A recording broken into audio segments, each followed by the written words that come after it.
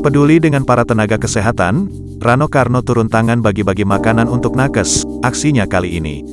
Ia pun mencari cara untuk bagaimana caranya mengurangi beban dari para nakes tersebut. Jika tidak bisa mengurangi beban para nakes, setidaknya Rano Karno tengah berusaha untuk menghargai segala perjuangan dari para tenaga kesehatan tersebut. Terkini, pria yang pernah bermain dalam film Sidul itu membagikan 500 paket makanan untuk para tenaga kesehatan yang berjuang melawan COVID-19. Halo Gus, selamat pagi. Hari ini hari Sabtu tanggal 3 Juli, kita hari ini kirim lagi untuk para nakes sekitar 500 kotak makanan untuk para nakes yang bekerja di medan perang. Semangat, tapi harus tetap jaga kesehatan dan terus senyum supaya imun kita meningkat, kata Rano Karno dalam video tersebut.